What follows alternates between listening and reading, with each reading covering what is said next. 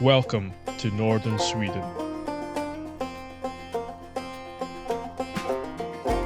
My friend Alex and I have travelled all the way from Scotland to hike one of the most remote trails in Europe.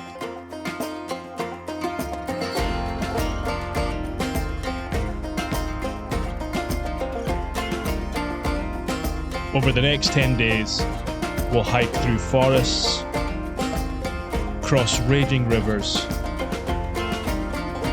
and over mountains. We'll experience the good weather and the not so good weather. Join us as we hike the 140-kilometre Padjelanta Trail.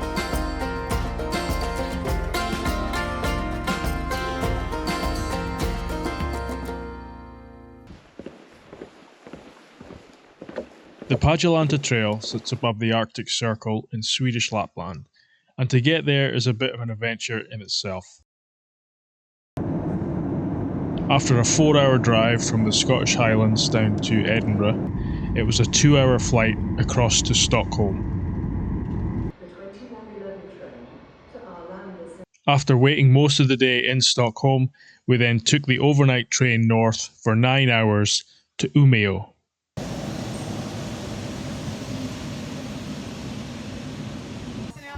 Okay.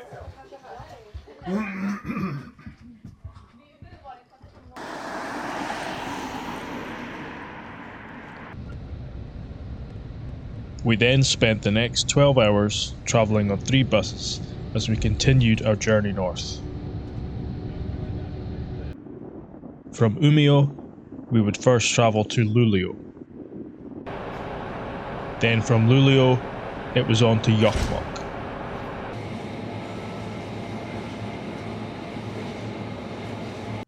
From Jokkmokk, we had a very scenic 2-hour journey to our final destination and starting point for the trail at Kvikkjokk, completing almost 48 hours of travel since we left home. Kvikkjokk is a small Sami village with a population of just 18 people. Not only is it the starting point for our trail, it also serves as a base for people heading into areas like Sarek, or as a checkpoint on the more well-known Kungsleden Trail.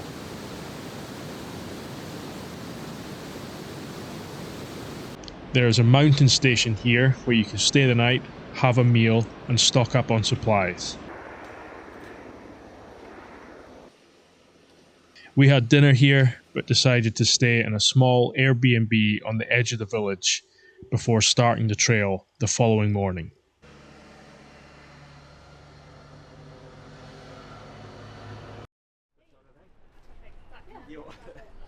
It was our first morning on the trail, so we packed up and headed down to the water to catch our boat at 9 o'clock. We were taken into the trailhead by Björn, a local Sami guide who runs a small company. The journey takes about 30 minutes and you can turn up on the day, but it is advised to pre-book during peak summer periods. Den var tyngre än vad den skulle bli. Heavy. Think about the planks can be really slippery. Once off the boat, it was time to get hiking.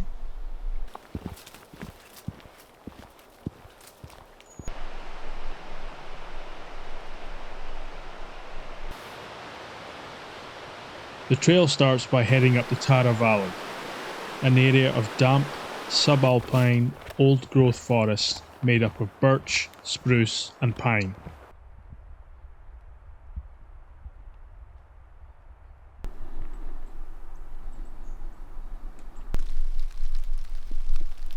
The weather was very mild and humid, perfect for the mosquitoes, especially when passing through the mires and bogs that were scattered throughout the forest.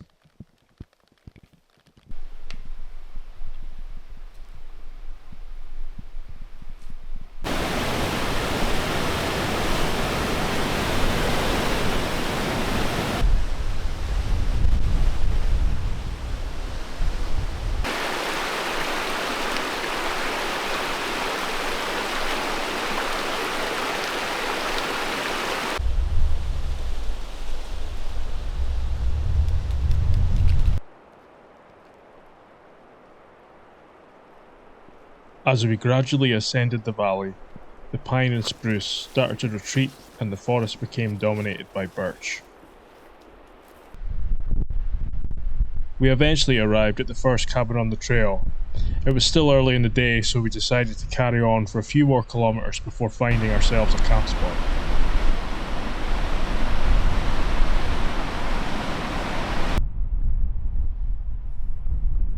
And as the weather and the landscape dramatically improved, we were glad we did.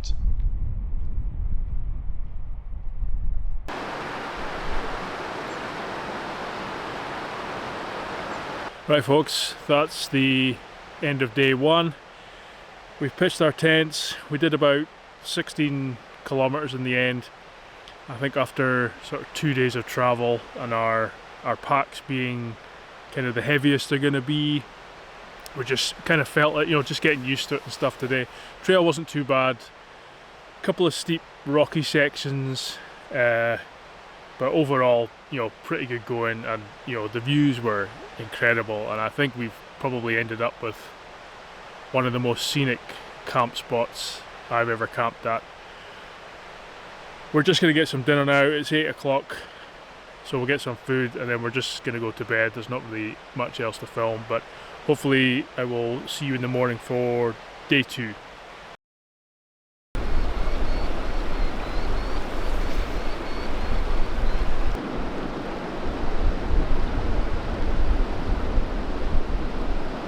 Day 2 on the trail, and we woke up to a very sunny and warm morning, which made us keen to make progress. The plan for the day was to hike from our camp spot at Lake Luapul to the third cabin on the trail at Sommerlappa, which was roughly 16 kilometres.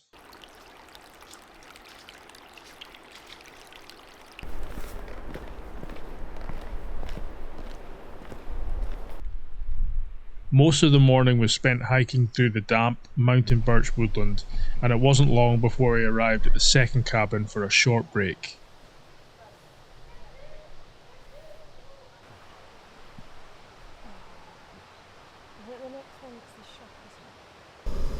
After hiking a few more kilometres, it was time for a short lunch break before our first substantial river crossing.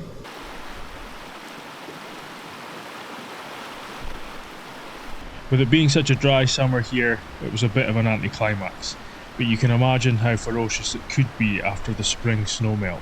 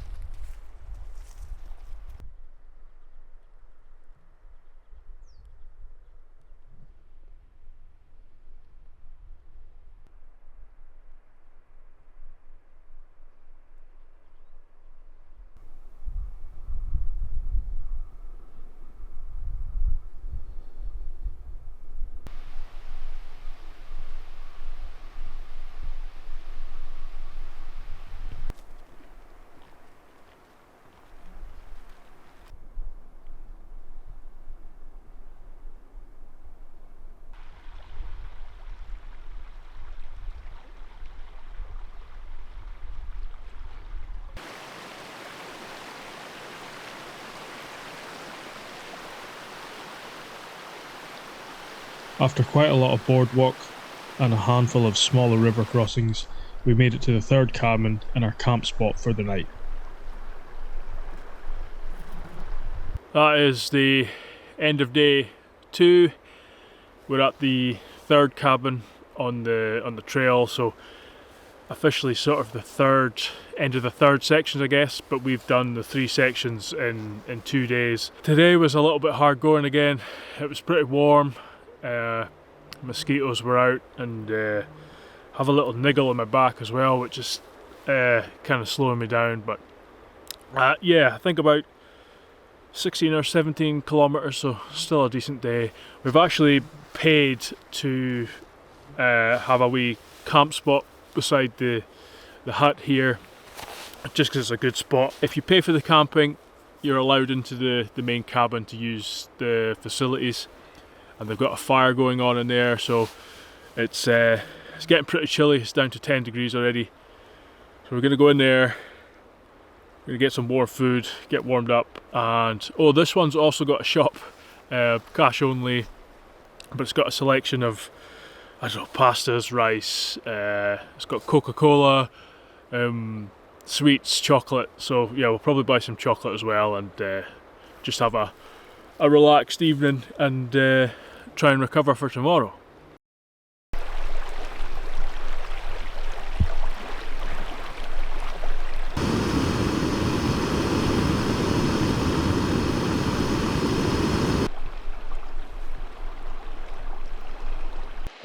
Morning folks, day 3. I've actually switched to the GoPro. It's a little bit easier for the walk and talk. Another beautiful day. It rained quite a bit last night actually, so everything was damp this morning, but nothing too horrendous. The sun came out pretty quickly and sort of dried off the tent quite a bit. But we're heading to the 4th cabin on the trail. It's another 15-kilometer day. There's about 350 meters of ascent today, which is nothing too bad, and it's probably the most on the trail. It's a relatively flat trail considering where it is, but yeah, hopefully another good day on the Padjelanta Trail.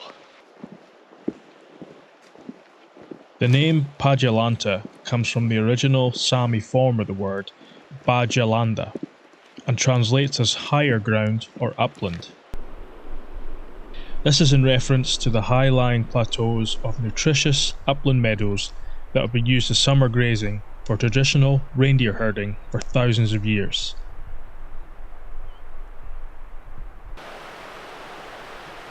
After a few more kilometres of hiking, we crossed the small river marking the boundary of this higher ground, and we officially entered the Padjelanta National Park area.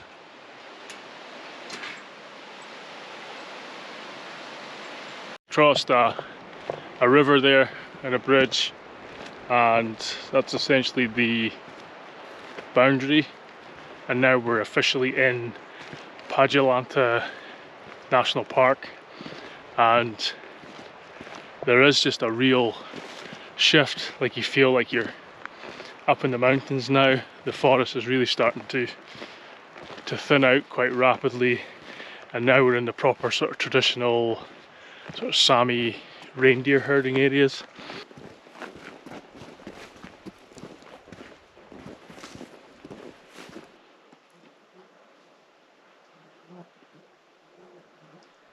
So you may be thinking, in a place like this it would be a dream for drone shots, but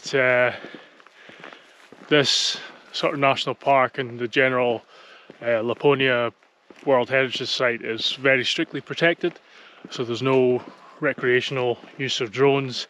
I don't know if you saw the sign as we crossed the bridge there, no dogs allowed as well, so it's very strictly protected, and I agree with that, to be honest.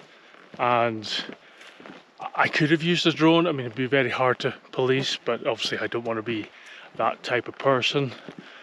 And if I'm doing a video, you know, I don't want to encourage people to do the wrong thing. So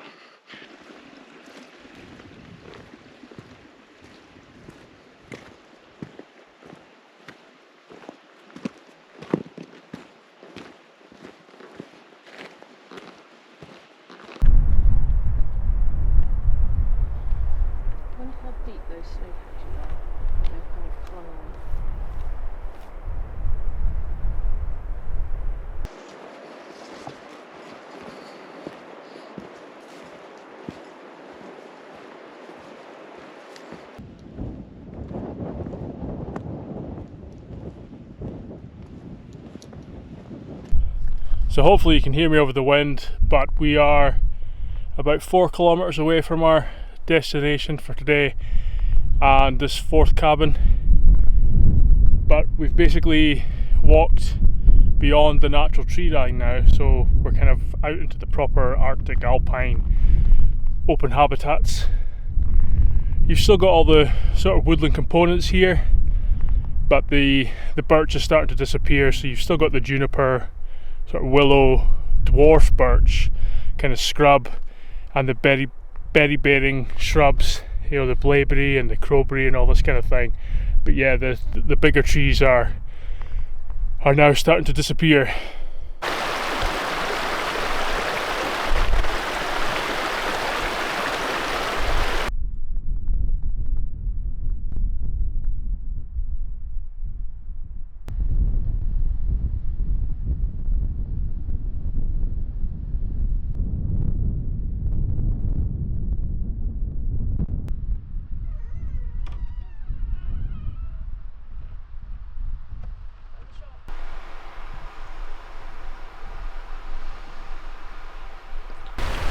Right guys, hopefully you can hear me. It's a bit breezy up here.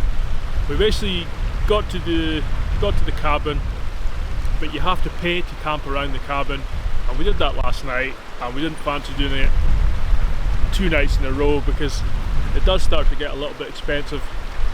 And now we're sort of up onto the proper open fells. The camping options are sort of numerous, so we're using a guidebook at the moment, and that recommended hiking on a few hundred meters from the cabin and finding a spot up in the hill here, and we've managed to get a really good spot with a 360 view.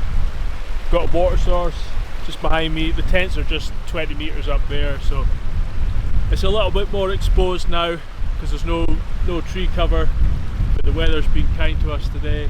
I think it might rain again tonight, and it might be raining through the day tomorrow, but yeah, so far it's been pretty good. Just gonna get cleaned up and cook some dinner, and that'll be it really. We'll just maybe chill out for a while and then probably head to bed quite early.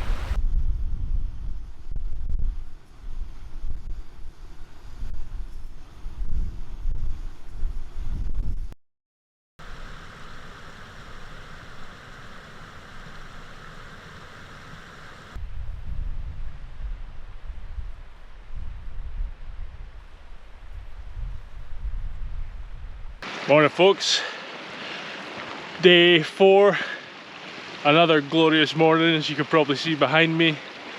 It's really warm already, it's just past 9, so we've kind of ended up falling into a routine of getting up about 7, breakfast, sort of packing up and getting going by 9. But slept really well again. I mean, just a perfect camp spot really. We've got a shorter day today.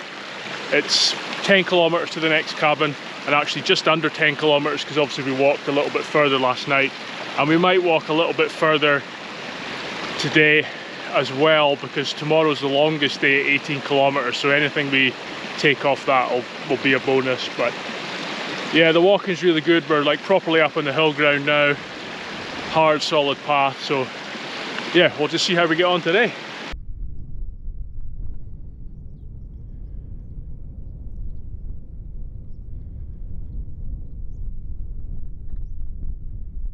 Yeah, so we reached what we thought was the high point there, and crossed a couple of snow patches. It was quite cool. We're about 3,000 feet or 900 meters now, I think. I'll put up on the screen once I get back and work it out exactly. So yeah, about Monroe height in Scotland. But yeah, the sun dipped behind the clouds and the wind got up, and I checked the sort of thermometer there, and it was down to 10 degrees, so feeling a little bit chilly up here, but it's quite good for walking.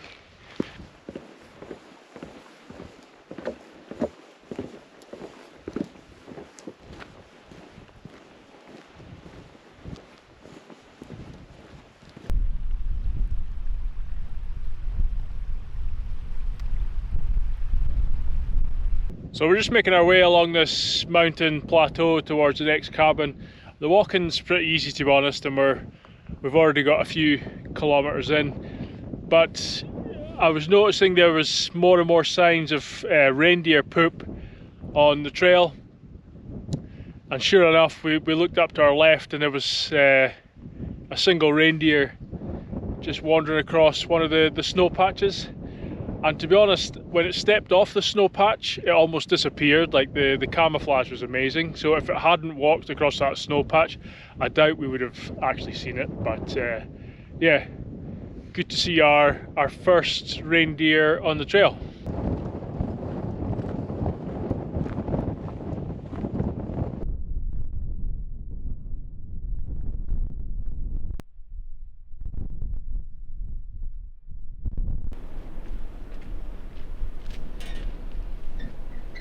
We made it to the next set of cabins, so that's 10k for today already, and it's about 2 o'clock. You probably see them behind me. But I think what we're going to do is use the facilities. This one's got a shop as well, so we might pick up some stuff, and then yeah, we'll just head on and eat into tomorrow basically, and just make it a little bit easier.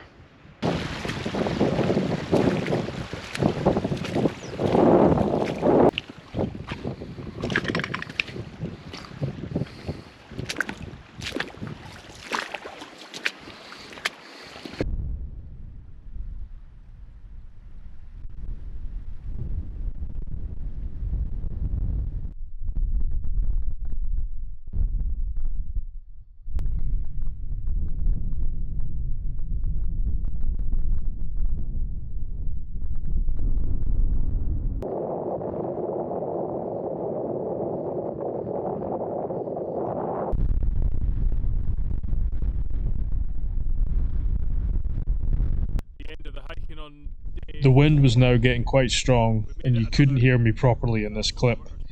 I'm basically saying that we walked another 4 kilometers and decided to choose a camp spot as the weather was starting to change rapidly and rain was on its way. We found a good pitch with a water source nearby, ate dinner, and sheltered from the rain that came in pretty soon after. We then headed to bed fairly early to get ready for day 5.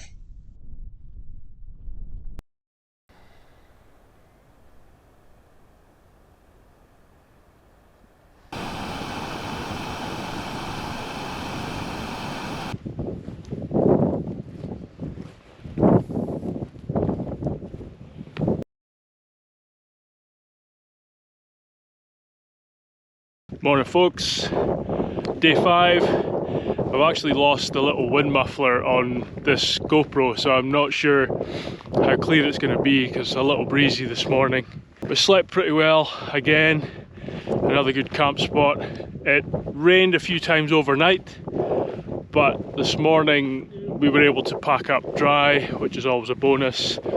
It's a lot more cloudy today than previous mornings, but it's quite pleasant. It's about 13-14 degrees with a slight breeze, so very few mosquitoes as well.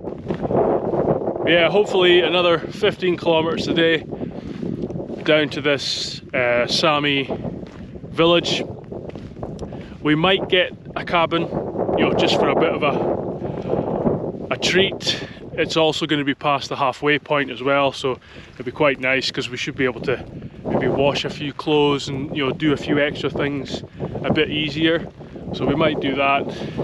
And we've got about, I think it's about 6 kilometers of this kind of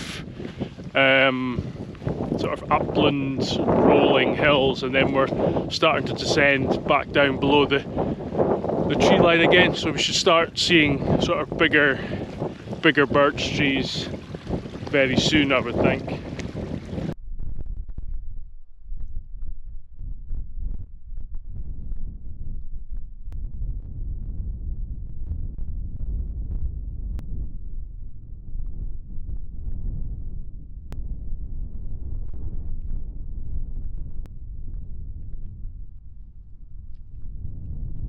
So we're down off the sort of mountain plateau and the really rocky, hard path now, and we're slowly starting to descend towards our target for the day, which sits on the edge of a lake, which we can kind of see in the distance, and it looks very far away, and I think we're going to be looking at it all day. So very quickly we're into just sort of big areas of willows.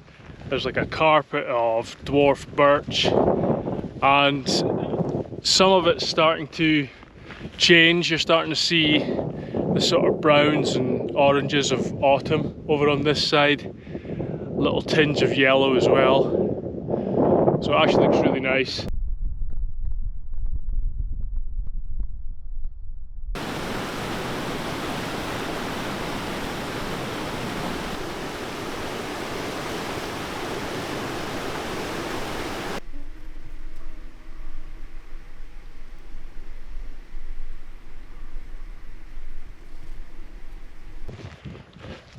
After crossing the bridge there and the waterfall, we're now into a very wide, flat, open river valley.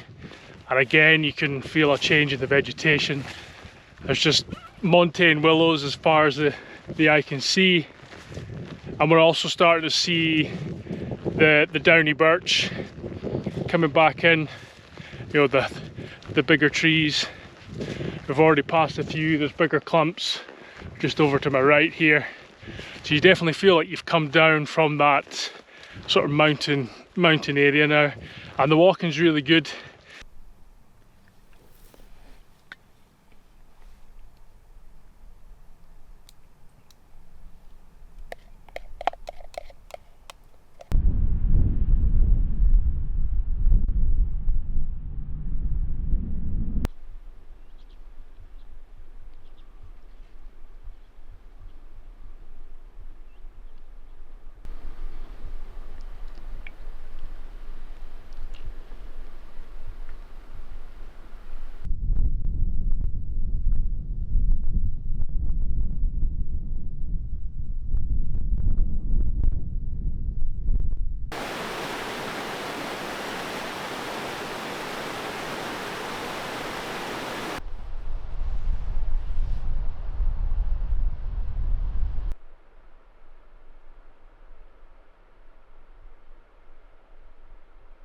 Well, that's the end of day 5.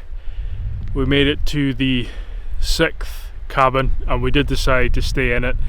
It's a little bit expensive, it's about £45 per person, but it is really nice and you get to use all the facilities. There's a drying room, a washroom, toilets obviously, you get a bed.